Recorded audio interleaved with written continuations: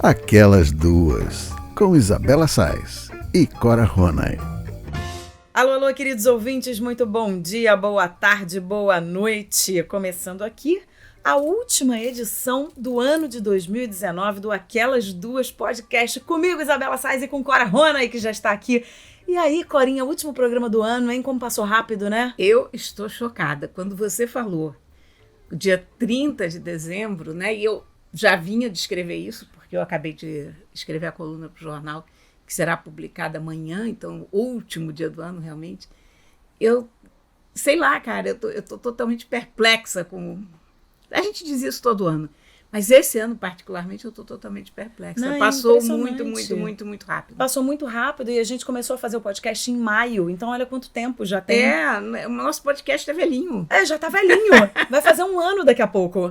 Incrível, né? Incrível. Incrível. E aí, a gente resolveu, né, queridos ouvintes, falar sobre os principais acontecimentos do ano de 2019. Eu acho que a gente demoraria, sei lá... A gente pode recomeçar um podcast, muitas horas.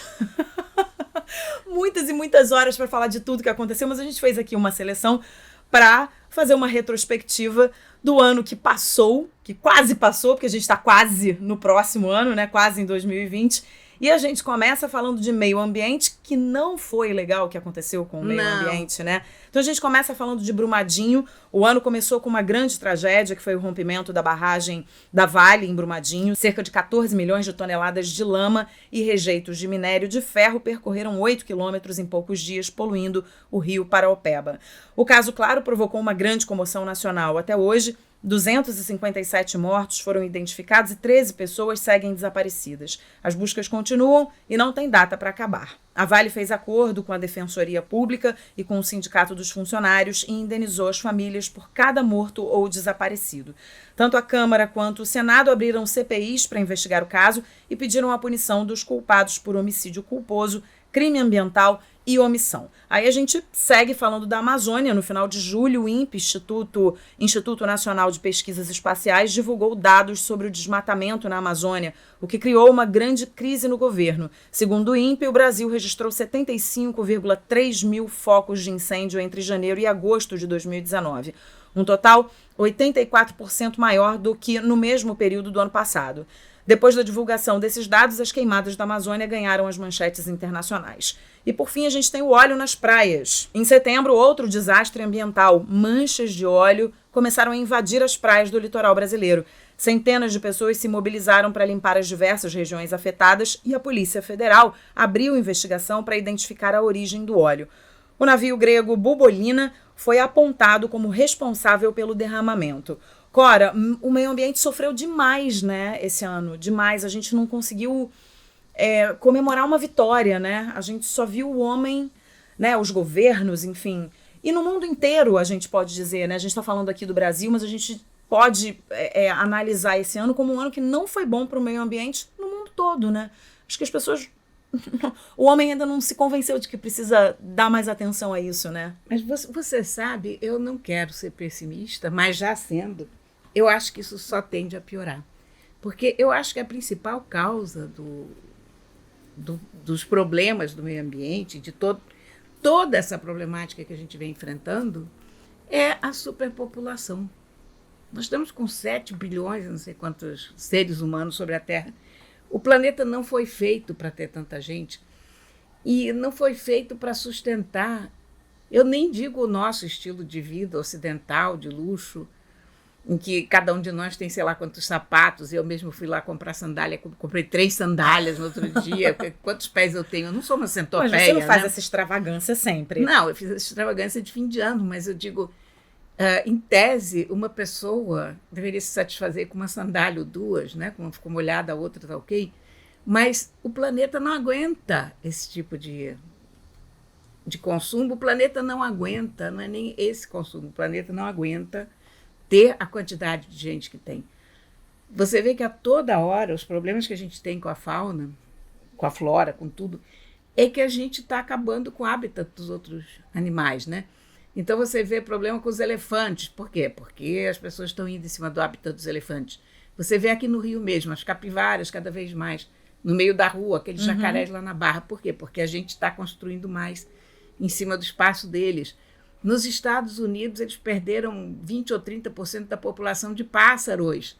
Sabe o pavor que é isso? 30% a menos de pássaros do que você tinha, sei lá, há 50 anos atrás.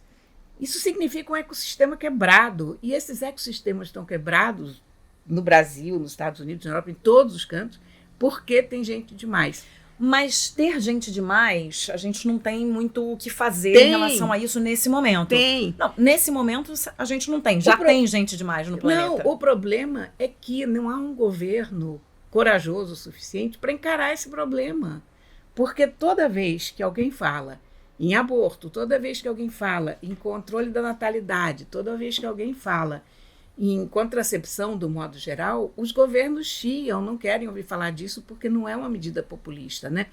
Então, e educação sexual nas escolas, a gente tem que começar a espalhar isso, porque o que aconteceu com a humanidade? Você tinha um animal feito para morrer muito em grandes quantidades, a mortalidade infantil era gigantesca, enorme, até o princípio do século.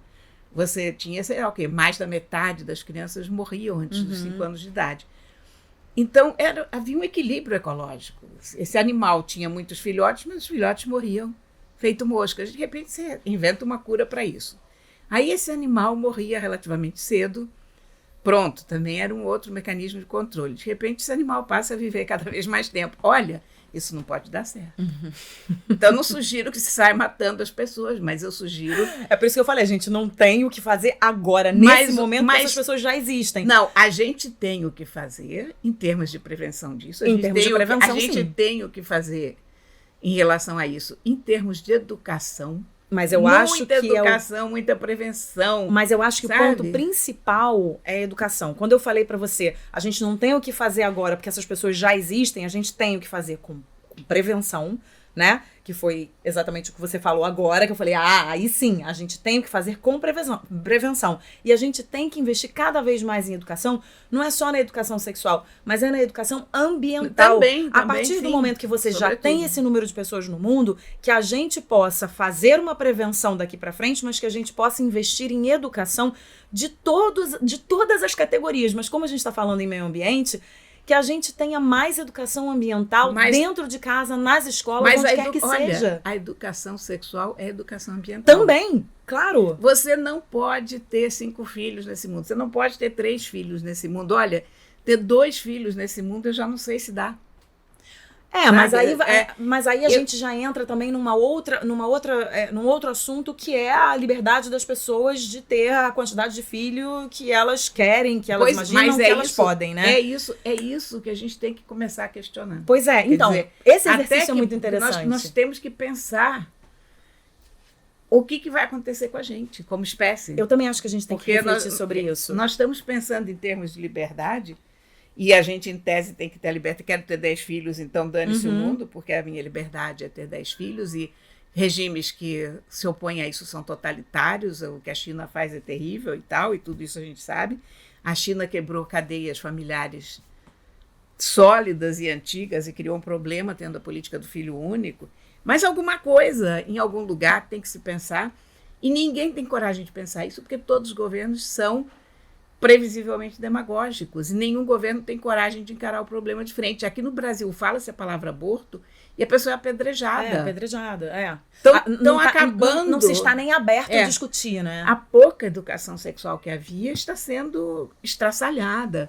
Então não dá. A gente falou no decorrer de 2019, a gente falou algumas vezes sobre a educação sexual, a importância da educação sexual nas escolas, a importância do diálogo aberto também dentro de casa, que muitas famílias não têm, e isso é importantíssimo também você criar, né? Desde quando essa conversa começa, desde quando as primeiras perguntas começam a aparecer, né, dentro de casa, que você possa conversar honestamente com seus filhos sobre isso, mas eu acho que principalmente a partir do momento que você existe no mundo, a partir do momento que você botou o seu filho no mundo, que você possa educar o seu filho para entender a importância do meio ambiente para tudo na vida. Eu uma vez estava numa mesa de bar conversando sobre uma determinada pessoa que tinha um interesse da política, que tinha um interesse muito grande em meio ambiente, que eu achava isso importantíssimo, que a pasta ambiental era isso, era aquilo e tal.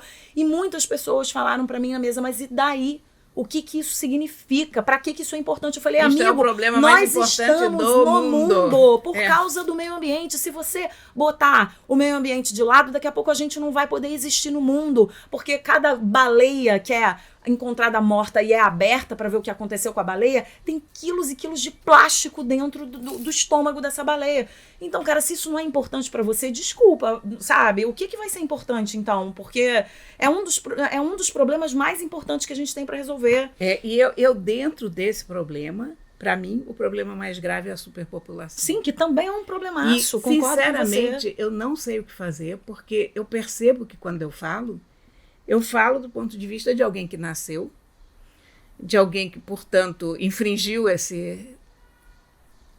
ideia de que a gente não pode proliferar dessa forma, que teve filhos, portanto, infringiu novamente essa norma, que teve netos, portanto, blá, blá, blá.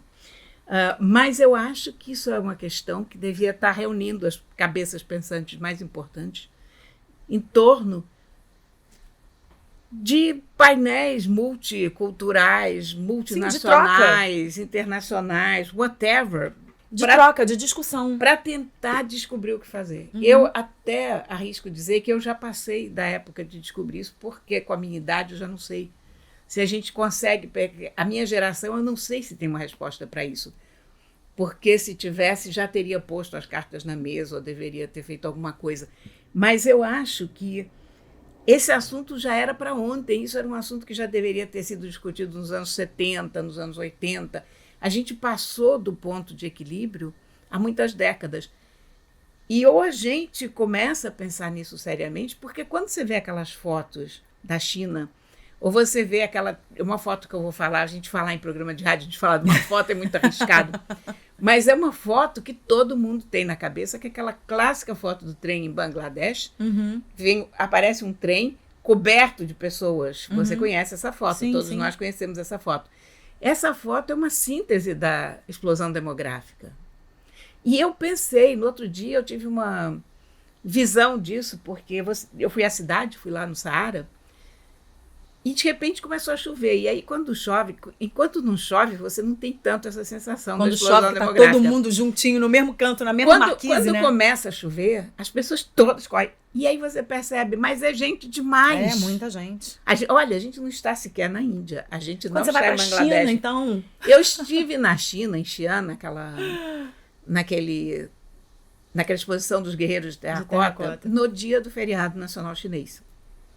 O feriado em que os chineses não viajam para fora, o feriado em que os chineses visitam as próprias famílias. Então, éramos eu e o Ricardo Rangel ali de ocidentais, de cabeças brancas, encaracoladas. Os outros, sei lá, 1 milhão de pessoas que estavam lá eram de cabeça preta, lisa. Então, nós éramos muito fáceis de encontrar um ao outro, mas era um pouco assustador ver aquele mar de gente, gente.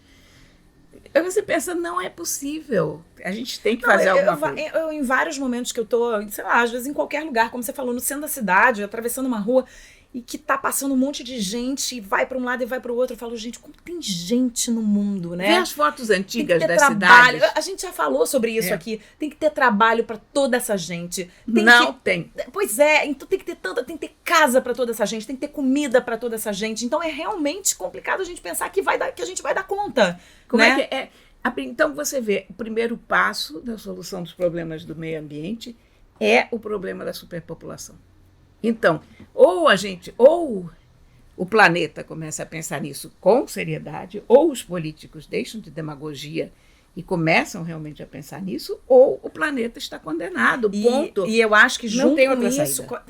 junto com isso tem que se começar a pensar também em políticas ambientais sérias e que a gente possa colocar em prática de fato essas políticas ambientais, porque a gente não consegue ver, a gente consegue ver assim, grupos de pessoas absolutamente engajadas, né? Mas pra agindo fazer sem isso, qualquer pra fazer apoio, aquilo. pois é. Mas agindo sem apoio, então eu também acho que são dois pilares importantíssimos, é a prevenção, né? Né? A questão da demografia e também a questão da educação ambiental principalmente, da gente gerar consciência de que esse assunto é sim importante, porque a quantidade de gente que eu vejo falando, não, mas isso não importa. Não é bem por aí. É o assunto importante. É o assunto importante. Mudando de assunto, a gente fala de esporte agora.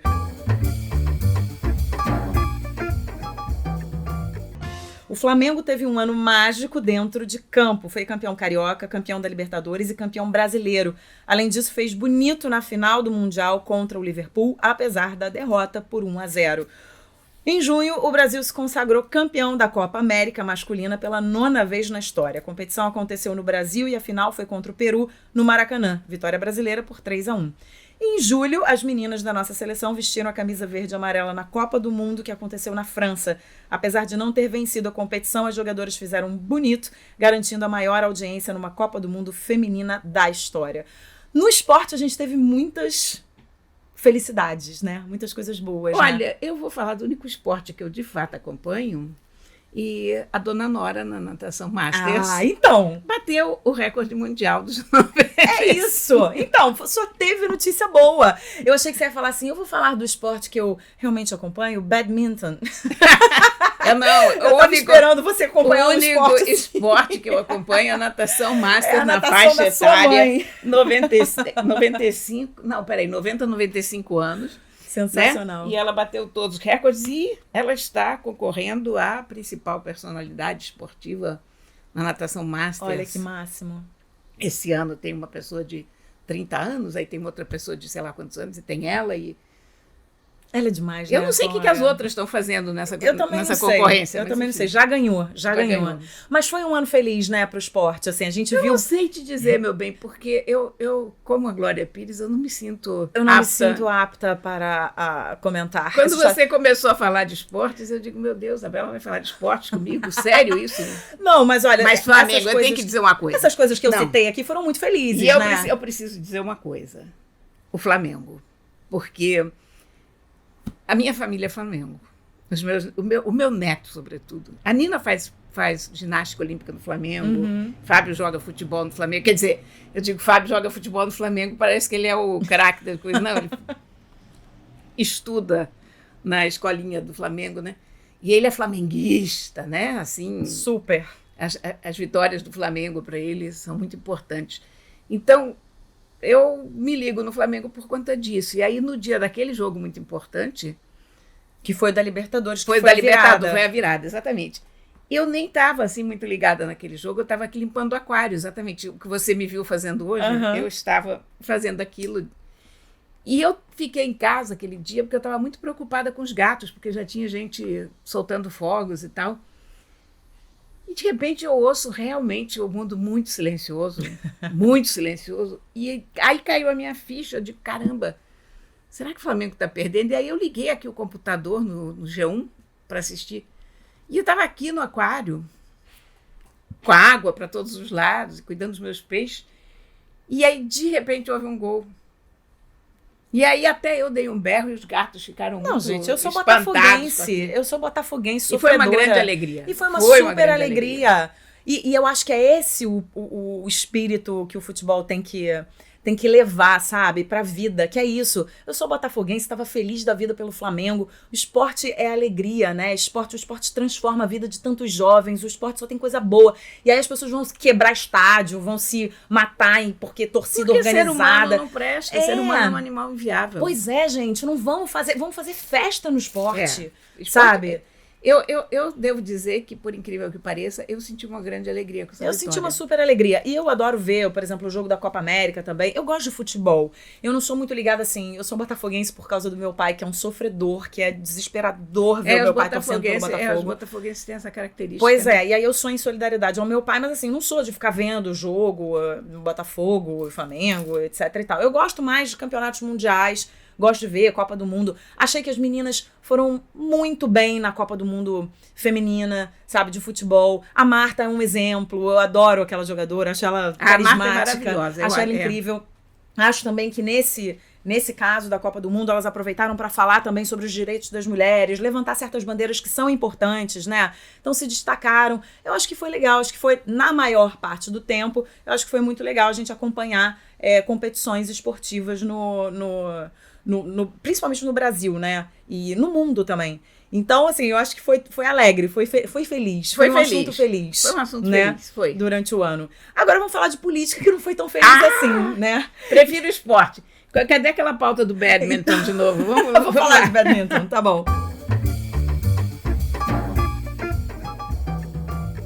Eu falei em igualdade agora, né? Teve um fato relacionado a essa coisa das mulheres lutando por igualdade. Teve um fato relacionado ao governo que destacou uma mulher que foi Michele. Michele, a esposa do presidente Jair Bolsonaro, discursou antes dele durante a posse, né, que foi um fato inédito. Além disso, a primeira-dama utilizou a língua brasileira de sinais para se dirigir às mais de 150 mil pessoas presentes à cerimônia. Eu achei muito legal foi isso. A única cena bonita proporcionada por esse governo. Eu não vi outra bonito. Cena que eu posso dizer, que cena bonita. Eu também não. Que esse governo nos tem proporcionado. E quando eu vi isso na posse, eu falei, gente, esse governo... Pois é, eu também. Né? Eu achei tão bonito e eu achei tão legal ela fazer em língua de sinais, foi sabe? Suave, foi achei elegante. muito legal ela falar antes dele, né? Não, ali foi um grande acerto, tudo estava bonito. Pois é. Mas, porém, né? Contudo, todavia, entretanto, não foi muito bem o que a gente viu durante o ano todo. Foi um ano de muita polarização, sem uma oposição definida, mas com o povo fazendo mais barulho do que é de costume. E com as instituições entrando em ação e provando que estamos sim numa democracia. Quando a gente fez a nossa reunião de pauta, a gente falou sobre isso, né? Foi. A gente continua vendo muita violência, nas redes sociais, violência contra a mulher aumentando. Não foi fácil, foi um ano muito difícil, mas a gente também vê o povo falando mais do que fala normalmente, né? E as pessoas falando mais sobre política também. Eu acho que, de repente, a polarização botou a política no lugar que o futebol ocupava, ou qualquer coisa assim. Nós passamos a ter, sei lá quantos milhões de analistas políticos. Em cada bar, cada esquina, você tem um analista político, um analista econômico. Como a gente tem um técnico de futebol, né? Eu acho, por um lado, muito positivo que as pessoas discutam política. Acho negativo que a gente tenha chegado a essa polarização. Acho que talvez a polarização seja substituída com o tempo por um pouco mais de bom senso, porque eu acho que as pessoas mais inteligentes, pelo menos, elas vão perceber que não dá para você viver num extremo de excitação tão grande, que isso não faz bem. Mas eu acho que é importante que o país não fique tão bitolado sem nunca olhar para o que está acontecendo. Eu acho que agora, e acho que em grande parte graças às redes sociais, as pessoas estão olhando para o que os governantes estão fazendo. Se isso está adiantando ou não, eu não sei, porque também, por outro lado, as pessoas passam pano direto para os seus políticos de estimação, né? Então, o que antes os petistas faziam com Lula e com o PT, que era relevar tudo absolutamente, qualquer coisa que se fizesse estava ok, você vê... Lula e Dilma foram capazes de fazer Belo Monte sem qualquer espécie de protesto, sem ninguém falar nada. O Bolsonaro hoje faz literalmente o que quiser com os aplausos dos bolsominions, sempre. Eu já vi gente educada elogiando Weintraub, o ministro da Educação. São as coisas inconcebíveis, mas eu acho também que a gente... Mas há uma oposição popular maior do que há no Congresso. É isso, a gente não tem uma oposição definida no Congresso, mas a oposição popular, e eu acho que a oposição das instituições, que é o mais importante para a gente manter a democracia, estão funcionando. Eu acho que o medo maior que as pessoas tinham quando o Bolsonaro estava para ser eleito é que e a democracia, o que vai acontecer, a gente tem a prova de que a democracia existe histérico, né? Quando o Bolsonaro assumiu, o clima era de histeria. Lembra aquela moça que gravou a suástica na própria barriga? Pessoas dizendo em deixar o país, falando que não iam ter mais que iam ser perseguidas. Eu conversei com algumas pessoas que falaram, não, agora não dá mais pra mim e tal, eu vou ter que sair do país, que eu vou ser perseguida. Eu acho que a gente tem uma oposição popular muito eficaz e uma oposição das instituições muito eficaz também. O que nos deixa muito tranquilos e cientes e tendo certeza de que a gente está numa democracia assim, de que ela não está correndo risco, pelo menos por enquanto. Eu não entendo assim, eu não entendo dessa maneira. Eu vejo muitas agressões a essa democracia, mas o fato é que a democracia ainda está aí. Nós temos que ficar muito vigilantes. O problema da situação no momento é que não é uma situação fácil, não é uma situação de conforto, não é aquela coisa que dá para você ir para a praia e vamos deixar o governo aí que está tudo bem. Não, tem que ficar alerta. Você tem que ficar na ponta dos cascos, é aquela coisa... Olha, cada coisa a gente tem que prestar atenção, porque todo dia tem um absurdo diferente.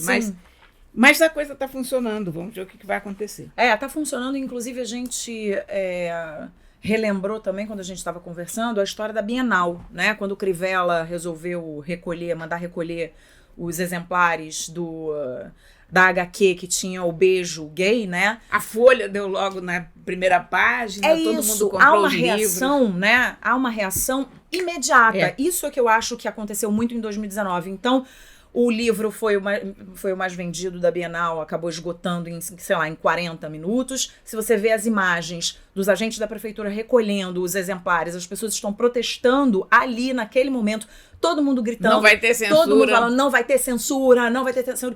Então, é uma imagem bonita de ver. É uma reação popular, uma coisa que é inconcebível. Então, é isso, né? Então, eu acho que a gente está tendo essa reação, e essa reação é muito importante diante de um governo como o governo que a gente tem hoje. Né? Então, agora tem algumas características aqui que a gente listou, que é o seguinte: a portaria do Alvorada, por exemplo, né? O contato do presidente com jornalistas é mais frequente do que os antecessores. A portaria do Palácio do Alvorada é o principal ponto de parada de Bolsonaro para conceder entrevistas quase que diárias. E dessas conversas já saíram várias polêmicas. Algumas aqui. Ele declarou que contaria ao presidente da OAB como o pai dele desapareceu na ditadura. Diz que ONGs poderiam estar por trás de queimadas na Amazônia. Disse em resposta à pergunta de um repórter que fazer cocô dia sim, dia não, ajudaria a reduzir a poluição ambiental. E por aí vai. É cada pérola que sai ali, né? Aquele cantinho que ele fica, né? Conversando ali com os apoiadores e com a imprensa. Acho que não tem uma vez que não sai uma pérola, né? Mas eu sou francamente a favor que a imprensa pare de lá. Você acha que deveria parar? Acho. No outro dia ele ofende as pessoas, Ele no outro dia extrapolou totalmente, quando ele falou que o repórter tinha cara de homossexual, lembra disso? Sim. Foi das mais recentes. Eu acho que chega. Sabe, eu acho que isso também é bater palma para maluco dançar. Falou alguma coisa da sua mãe, do seu pai também, exatamente. Né? Ali o cara tá com uma claque, não há nenhuma dignidade nesse trabalho da imprensa, quer dizer, você fica lá esperando que uma pessoa mentalmente instável se digne ou não a falar com você. Então, eu não vejo valor nisso. Aí você pensa, não, mas a imprensa tem que ir, porque se a Globo não for, a Record vai. Dane-se. Chegou a hora da gente ver. E daí? Sabe? O fato de ele ser presidente não dá a ele o direito de fazer o que ele quiser. E eu acho que nós, como imprensa séria, quer dizer, o que eu encaro como imprensa séria, não devemos contestar isso. Eu acho que quando você tem... É uma forma de protesto também. Né? Exatamente. Você lembra daquela outra foto? Vamos lá. Um podcast falando de fotos. Mas aquela foto clássica dos jornalistas, dos fotógrafos com as câmeras no chão. Sim. É isso. Eu acho que quando você tem um órgão de imprensa como o Globo, como o Estado de São Paulo, como a Folha, indo a um negócio desses, você está dando um palco para o sujeito que ele não merece, seja presidente ou não. Então, vamos tirar a imprensa de lá. Fica só com os apoiadores dele trocando. A Record quer ir, vá. TVS quer ir, vá. Sabe? As TVs evangélicas querem ir, divirtam-se, sabe? Enjoy themselves. E nós vamos fazer outra coisa, porque não é possível você submeter pessoas a isso. E é o tempo inteiro, né? Eu não sei, eu juro para você, se eu fosse chefe de redação, eu tiraria o meu time de campo. E eu daria essa informação aos meus leitores, ouvintes. Estamos sendo ofendidos o tempo inteiro. Eu diria, olha, essa redação não cobre mais as paradinhas, ou sei lá o que é do presidente, porque a gente não até quer que ele ser aprenda vendido. a respeitar a imprensa ou como ele deve. começa a conversar com a imprensa como deve, em coletivas civilizadas e tal, ou a gente não se presta a isso. Acabou, circo a gente não quer. Porque ele não é profissional como presidente, mas nós somos profissionais como imprensa. Então, porque ele não é profissional como presidente, a gente não pode descer ao nível dele, sabe? Claro. Esse é o drama. E é o que acaba acontecendo, né? Porque as pessoas ficam mudas, ele sai falando o que ele quer, as pessoas não descem ao nível dele. É aquele meme da internet. Nunca discuta com o imbecil, porque você vai perder. Ele vai fazer você descer ao nível dele e lá ele te ganha. Então, se o cara não é profissional, você não pode se rebaixar ao nível dele. É isso. Sabe? Mantenha-se no seu profissionalismo e deixa ele falando sozinho. Então, eu sou contra essas pronto, falei. Pronto, falei. Olha, tem mais aqui. A gente fala de cultura, né, em relação ao governo. A cultura sofreu com o novo governo, a começar pela extinção de seu ministério e depois com os ataques vindos de todos os lados. Bruna Surfistinha, Fernanda Montenegro, corte de verbas para festivais LGBT. Então, a cultura realmente sofreu, junto com o meio ambiente, a cultura deu a mão para o meio ambiente e sofreu muito. E aí tem mais aqui. A gente tem a reforma da Previdência, né, que para especialistas o principal feito desse primeiro ano de governo foi a reforma da Previdência, liderada pelo ministro da Fazenda, Paulo Guedes. Com as mudanças, o governo estima economizar 855 bilhões de reais nos próximos 10 anos. A gente também teve o caso do filho diplomata. Em julho, o presidente anunciou que indicaria o deputado federal Eduardo Bolsonaro, um de seus filhos, para o cargo de embaixador do Brasil em Washington. A decisão foi muito criticada por vários setores e houve uma incerteza com relação à aprovação do nome pelo Senado. A ideia acabou não se concretizando e Bolsonaro indicou para o posto o diplomata Nestor Foster. É um monte de coisinha, né? A gente fala de economia. É exaustivo. A gente fala dessa indicação. Aconteceu muita coisa, a gente enumerou aqui algumas, mas acho que quando a gente fala da cultura, principalmente, né? A gente falou aqui em diversos programas, porque foi acontecendo uma coisa atrás da outra. Aconteceu a história da Fernanda Montenegro, aconteceu aquela polêmica da Bruna Surfistinha, que ele falou que era filme pornográfico. Ele tirou muito dinheiro de certos festivais. Enfim, o governo não foi muito feliz, né, com a cultura, né? Não é que o governo não foi feliz, o governo escolheu a cultura como inimigo. Para jogar pedra. Porque também a cultura escolheu o Bolsonaro como inimigo, porque não há como você ser amigo do Bolsonaro dentro de uma certa visão de mundo que a cultura tem. Quer dizer, o Bolsonaro é o contrário de tudo que a cultura prega. Se você pensar que a cultura é um pouco o resultado de uma civilização. A cultura é um pouco o que nos separa dos bichos, porque os gatos, por exemplo, que são ótimas pessoas que nos cercam, os gatos não têm uma cultura felina, né? O que eu percebo eu percebo que mesmo a cultura que os gatos têm aqui em casa, digamos, a cultura do atum, é uma coisa que eu criei para eles. Toda segunda-feira, sexta-feira, eles comem atum nos pratinhos de vidro e tal. Mas não é uma coisa deles. Amanhã, se eu morrer, eles não vão comer atum toda segunda e quinta-feira nos pratinhos de vidro. Então, pouco que nos distingue dos animais é a criação de uma cultura, é a criação de rituais, respeito a esses rituais. Isso tem a ver com a nossa identidade como povo. A nossa identidade como humanos, como povo e tal, é a sofisticação de uma cultura, de uma linguagem e tal. Esse cara é contra tudo isso que está aí. Ele é contra a cultura, ele é contra qualquer manifestação de civilização, contra qualquer a manifestação da cultura. Então, como é que você, como produtor de cultura, você pode ser a favor de um cara desse? Você não pode ser a favor de um cara desse. Então, não pode. E deu dor no coração. Algumas coisas deu muita dor no coração. O que a gente está falando aqui são de posições antagônicas. Então, não é que o governo não foi feliz, o governo foi felicíssimo, porque a cultura ficou numa posição de grande infelicidade. Por outro lado, eu acho que talvez... Na verdade, a cultura não foi feliz, né? Mas eu acho que talvez a cultura venha lucrar com isso, porque eu acho que a cultura não se dá bem no governo. Eu acho que aquela cultura pró-Lula que a gente tinha, em que estava tudo bem e que era amiguinha do governo e tal, também não produziu nenhuma obra muito inesquecível. Eu acho que o período áureo da cultura brasileira foi o período da ditadura. Não vou dizer que isso pode ser muito mal interpretado. As pessoas dizem, então você quer a volta da ditadura. Não é isso. Para que a cultura seja... Quando a cultura quando a cultura funciona como uma oposição, ela fica mais eu interessante. acho que a cultura tem que ter uma posição crítica. E o que eu acho é que durante o governo do PT, a cultura foi cooptada.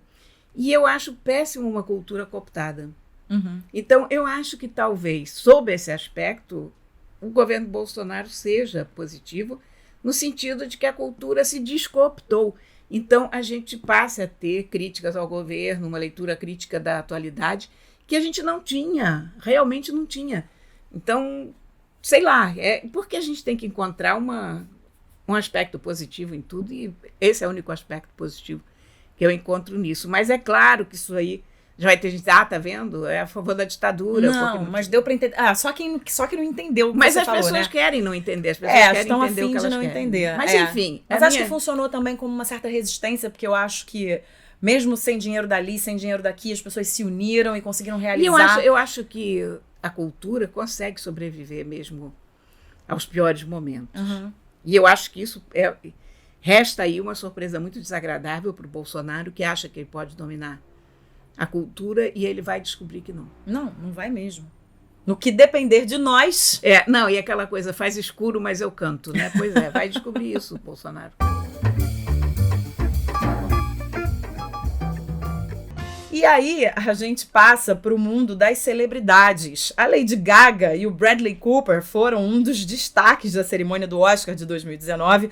A dupla que deu vida ao casal protagonista do filme Nasce uma Estrela subiu ao palco para uma performance eletrizante de Shallow. A cena dos dois interpretando a canção deu o que falar e muito se especulou a respeito de um romance entre eles. Só que eu não acho que o mais importante foi isso. O mais importante foi Juntos e Shallow Now, gente. Pelo amor de Deus. Olha, o que eu me diverti com Juntos e Shallow Now, porque teve uma época do ano só se falava em Juntos e Shallow Now. E a gente, no programa passado, a gente foi ver as coisas mais procuradas, mais buscadas no Google, e uma das coisas era o que é Shallow Now, porque só se fala nisso, gente. Shallow Now foi o meme do ano, né? Não, foi o meme do ano, foi sensacional. Shallow Now é muito bom. O que eu via de postagem no Instagram, os amigos todos se abraçando, Juntos e Shallow Now, eu me diverti muito.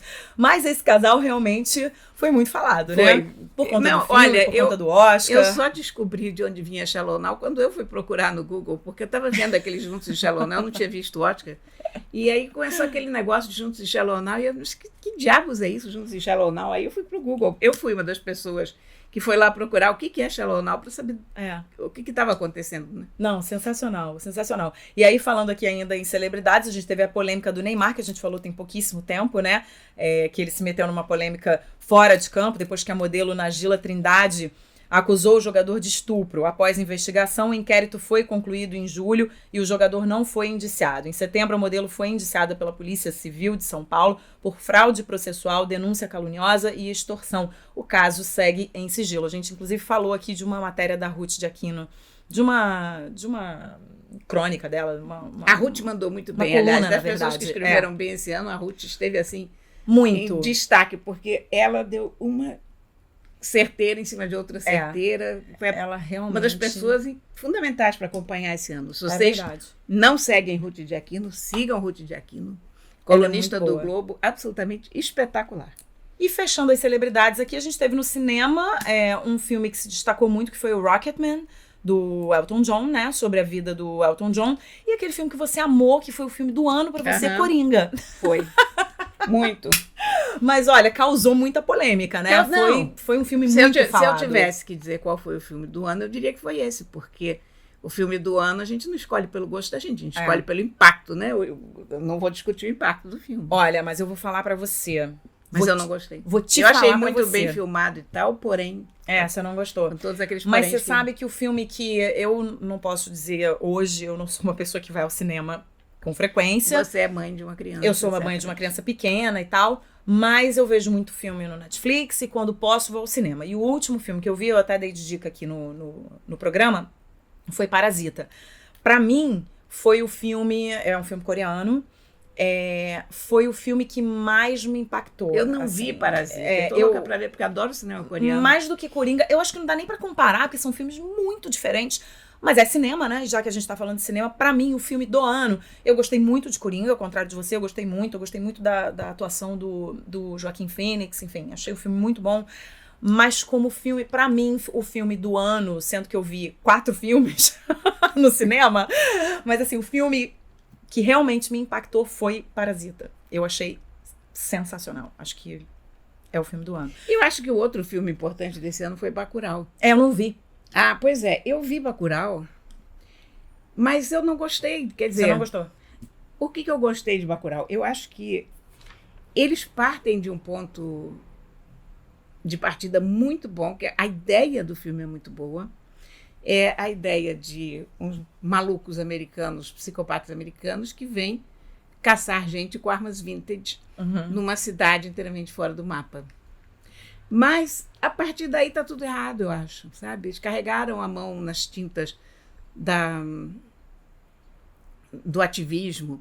Então, a principal atriz é a cara da Marielle. Aí depois, quando as pessoas vão ser enterradas, é tudo Marielle presente, Marisa Letícia presente. Para que isso, né? Eles podiam ter feito uma obra muito melhor. Os americanos são todos doidos. Não precisava ser o psicopata quando não é doido. Ele é muito mais assustador, é muito melhor. Eu achei a cidade muito idílica, porque todo mundo é muito bonzinho, muito situado na vida, sabe? Enfim. Não curtiu. Eu acho que o Tarantino teria feito uma coisa inesquecível ali. Eu não achei o filme ruim, não, veja bem. Eu acho que o filme tem qualidades. A fotografia do filme é espetacular. A ideia do museu é bárbara, um museu que você não vê até o fim do que é. Mas eu achei que poderia ter sido... Se não fosse um filme militante, teria sido um filme muito melhor. Tem A Vida Invisível também, né? Que estão falando Vida, super bem. Eu não vi. É um filme muito bonito, muito bonito. Você viu? Vi. E eu fiquei com muita pena que não tenha sido indicado para o Oscar. Eu estava pondo muita fé. Mas me falaram também que é muito bom. E o livro é muito bom, né? O livro é maravilhoso. Pois é. Eu acho melhor o livro até do que o filme, porque eu li o livro primeiro. Então, quando a gente lê o livro não tem primeiro, jeito, a gente sempre prefere o livro, né? Não, e eu sou sempre aquela pessoa que sempre prefere o livro, não tem jeito. Então aí nem é justo eu dar minha opinião, porque eu sou sempre agora. O que eu tenho que dizer na Vida Invisível é que a Fernanda Montenegro é a criatura mais espantosa Ela é incrível. Das artes mundiais, porque... Não, eu te digo, é uma coisa impressionante. Ela aparece no final e ela rouba a cena de tal maneira... Você dá 15 segundos pra ela que ela faz. É impressionante. Ela faz uma, né? Super trabalho. Não, você olha pra você diz, olha, ela é a definição de monstro sagrado. Pronto. Ela é mesmo. E viva a nossa Fernandona. Inacreditável, que mulher maravilhosa, que orgulho da raça. É mesmo, que orgulho. Bom, a gente está chegando ao final do programa e a gente tem boas notícias aqui, porque a gente resolveu reunir as melhores coisas aqui para o final, né? Então a gente começou a falar de cinema e tal. Em janeiro, a China anunciou um feito inédito: o pouso de uma sonda na face escura da Lua. Esse outro lado era inexplorado, já que todas as vezes que olhamos para o céu daqui da Terra, vemos a mesma face da Lua. E foi lá que os americanos pousaram há quase 50 anos. A sonda levou sementes de plantas e batatas, além de ovos de bichos da seda, para testar se eles conseguem prosperar na gravidade baixa da Lua. Numa rede social, a NASA, a Agência Espacial Americana, parabenizou os chineses, dizendo que se trata de um feito impressionante. E aí a gente tem algumas curtinhas aqui positivas, né? Um empresário de Singapura comprou 10 mil bicicletas que iam para o lixo e doou a alunos pobres de Myanmar, na Ásia. Olha só que bacana. 10 meses após dar à luz, Alisson Félix conquistou a sua 12ª medalha de ouro e se tornou a única atleta do mundo com essa marca. Bolt tem 11 medalhas. É linda, aliás, essa imagem é muito linda dela conquistando... Mais uma imagem, tá vendo? Mais uma imagem, a gente tá falando, mas é uma imagem linda dela conquistando a medalha e junto lá com o filhinho e abraçando o filhinho na pista. Muito bonita essa foto. Muito linda. No Rio, uma história de solidariedade durante o carnaval. O bloco Boitolo fez quase 20 minutos de silêncio para achar a mãe de uma criança perdida no meio da multidão. Não posso nem pensar nisso, que eu já fico nervosa. Os músicos pararam a folia e sentaram no chão para encontrar a ambulante Ágata Januário, mãe de Rafael. Quando eu falo que eu não posso nem pensar numa coisa dessa, eu não posso mesmo. Eu já fico nervosa só de imaginar uma criança pequena perdida num bloco de carnaval. Ainda bem que essas pessoas sentaram no chão, fizeram silêncio, e essa criança tá bem, essa mãe tá feliz, tá tudo certo. E a gente termina falando aqui que assim, uma cientista de Cambridge está a um passo da cura da esclerose múltipla. Essas coisas aqui, essas notícias de ciência, de medicina, eu fico sempre muito feliz quando você começa a se aproximar da cura do Alzheimer, né? Os cientistas fazendo lá experiências para vacina para isso, vacina para aquilo. Vamos nos vacinar, porque também foi um ano que as pessoas foram contra as vacinas, né? A gente teve a volta do sarampo, as pessoas não quiseram se vacinar, então, né? Vamos pensar que é importante a gente fazer isso, que o avanço, isso é uma evolução. Mas, por outro lado, da humanidade. A gente volta àquele primeiro tópico, hein? A explosão demográfica. A explosão demográfica. Sempre. A gente começa a viver cada vez mais. A gente quer viver. A gente quer viver cada vez mais, claro. O que a gente vai fazer? Eu não sei qual é a saída. Gente, desculpa, eu tô com essa preocupação da explosão demográfica na minha cabeça. Fora o assunto do trabalho, né? De ter que, quando eu falei que tem que ter trabalho para todo mundo, da mudança do trabalho, do que vai ser do trabalho daqui para frente para essa quantidade de gente. Por isso que eu acho, a gente já tem essa quantidade de gente, então vamos falar sobre o que a gente pode fazer. Vamos atuar na prevenção, mas vamos falar sobre o que a gente pode fazer com o que a gente tem. É o que temos para hoje. O que temos para hoje é essa quantidade de gente no mundo. Então vamos ver como vai ser o trabalho, o que temos que, né? Quais são as características que temos que reunir para poder ter o trabalho do futuro, como será o futuro do trabalho, né? Os avanços da medicina. Vamos nos vacinar. Vacina, um espetinho aqui, tá aproveita que você teve a chance de nascer, né? Aproveita que você já teve a chance de nascer. Vamos investir em educação ambiental, vamos, né? Eu acho que é por aí. Vamos encarar também o público como se fosse uma extensão, e é uma extensão da nossa casa, né? Vamos tratar bem a nossa cidade, vamos fazer, né, coisas boas, vamos criar projetos, vamos empreender, vamos pensar em coisas boas para o nosso país, para a nossa cidade, para o nosso bairro. A gente já falou aqui algumas vezes no programa também de iniciativas que aconteceram numa escala pequena, mas que deram super certo. Acupuntura urbana. Né? É isso, né? Vamos terminar o programa com esse sopro de esperança, né, Corinha? Não é? Eu não sou o animal mais esperançoso do mundo. Né? Eu tenho que ter, Corinha. Eu tenho um filho de 4 anos, eu preciso ter esperança. Eu tenho esperança. Eu tenho netos pequenos. Eu tenho que ter, assim, não passa na minha cabeça não ter esperança na humanidade. Eu tenho que ter, porque... Né? A gente tem que ter porque é o que leva a gente. Mas é o que faz a gente querer viver, né? Se a gente for objetivo... e lógico, e racional, a gente não tem muito, não. Mas mais ou menos. Mas não é esse o espírito da virada do ano. Não, o espírito não é da esse. virada E é eu a gente acho, achar que tá tudo bem. Não é achar que tá tudo bem. Eu acho que é a gente olhar também pro que tá bem, porque tem. Se a gente procurar, a gente acha. E eu acho que é nisso que a gente também tem que focar, porque às vezes a gente fica muito focado ali no que tá dando errado, tá dando errado, tá dando errado, tá dando errado. Às vezes até na nossa vida a gente fica mais focado no que tá dando errado, tá dando errado, tá dando errado. Sabe? Não, nós temos que valorizar muito as boas coisas da vida. A gente Isso precisa, sem sombra de dúvida. Precisa. E falando aqui das nossas relações, entendeu? É um encontro com os amigos, agradecer porque a gente tá tudo certo, a saúde tá bem, né? Temos muito pelo que agradecer. Eu acho, né? Muito. Eu acho. É isso. Pronto. Acabou o programa, acabou o último programa de 2019, agora só 2020. Corinha, eu preciso dizer que foi um prazer inenarrável fazer esse podcast com você. Adorei. A gente já começou no rádio, a gente já se adorou. Aí a gente inventou essa maluquice de podcast, que tá dando super certo e a gente tá muito feliz de fazer, e a gente tem um 2020 inteiro aí para conversar muito.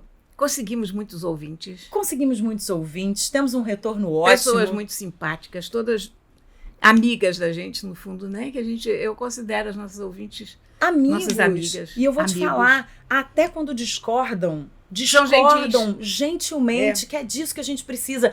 Discordar faz parte, né? Pessoas, nós estamos aqui por causa de vocês. É isso. Realmente. Então, muito obrigada a você, nosso querido ouvinte, nossa querida ouvinte, que lava a louça, que faz exercício. Lava a louça em Manaus, hein? Não é que em lava a qualquer louça lugar. em Manaus, exatamente. Que faz exercício, que vai almoçar e ouve o podcast, que, sei lá, que faz o que você quiser ouvindo esse podcast.